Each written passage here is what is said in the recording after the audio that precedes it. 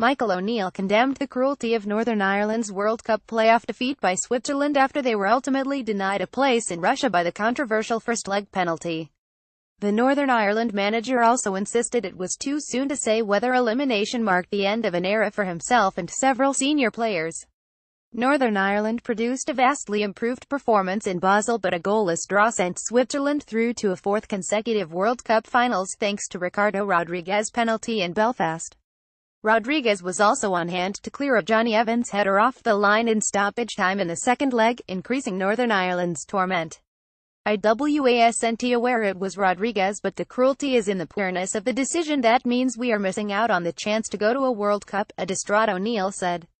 That is the cruelty. We should still be playing extra time now, that is the reality. Yes, Switzerland were the better team in the first leg, but they didn't score other than the penalty. We were the better team tonight. For us to miss out because of that mistake, at this level and with those group of players who've given everything, is extremely cruel. We should be out on the pitch now fighting for a place in Russia. O'Neill revealed several Northern Ireland players were in tears in the dressing room after the game, and that, for the likes of 38-year-old Aaron Hughes and 37-year-old Gareth McCauley, their dreams of playing at a World Cup are, in effect, over.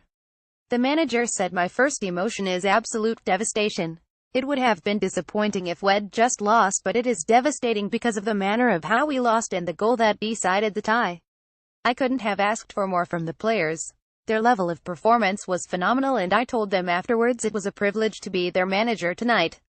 After 5.5 years, this is clearly a devastating moment, but in terms of the character of a team, it is also a high point. We went toe-to-toe with a team that reached the last 16 of the last Euros and the last World Cup, and the tie has been decided by a penalty that should never have been. The players are emotional and upset. There were some players in tears afterwards. Everyone was struggling to hold back their emotions. For some of these players, it's unlikely the World Cup will come around again." Oliver Norwood, the Northern Ireland midfielder, put it succinctly. "Shafted is the only word for it," he said. "It's not just the penalty decision, as the tackle Fabian Schär made on Stuart Dallas in Belfast was a red card.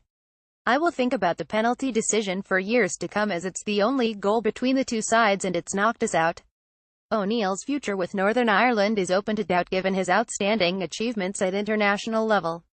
Scotland are believed to be keen to lure the Edinburgh-based manager to replace Gordon Strachan, but O'Neill insisted no one connected with Northern Ireland needs to decide their futures in the immediate aftermath of the playoff exit.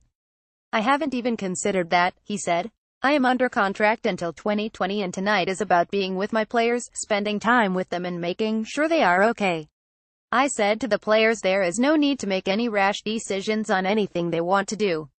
They have given everything. They will make decisions going forward.